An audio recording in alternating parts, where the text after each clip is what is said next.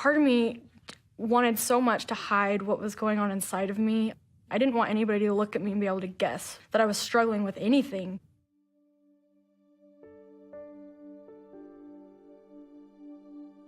I was just a normal kid. I loved sports and always wanted to be a writer.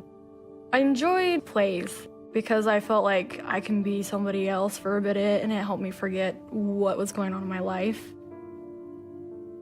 I came across pornography when I was 11 years old. At first it felt like curiosity, and then it became out of control. I couldn't not look anymore. I didn't want to tell anybody because I thought they'd look at me different. At church, teachers would start it out by saying, I know none of you look at pornography. I know you're all good girls, but I have to give this lesson about pornography. I felt another level of shame, and I'd say, you just told every girl there they're not good if they've done that. I was angry all the time at my family. They didn't know why. My sister said many times, why don't you want to spend time with us? And I could never tell her. Sometimes I felt like they didn't really know me. And if they did it, they wouldn't love me. It just hit me that this addiction felt more important to me than they were. And so I knew I had to stop. I did a lot of research on how I could stop, but it was all geared toward men. I didn't know how to make it relate to me as a woman. It just made me feel more alone. Am I the only woman struggling with this? I got to a point where I felt like I was hopeless beyond repair.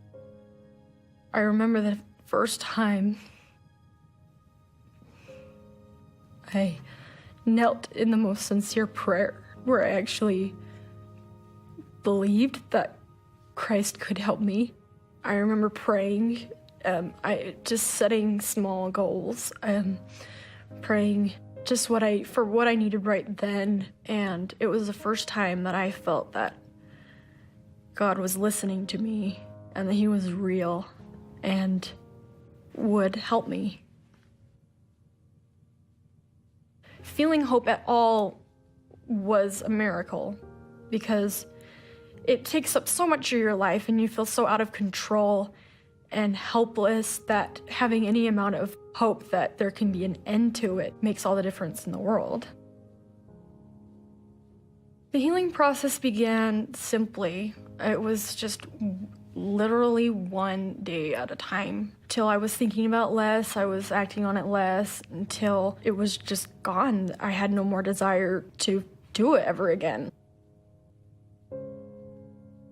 Addiction knows no bounds.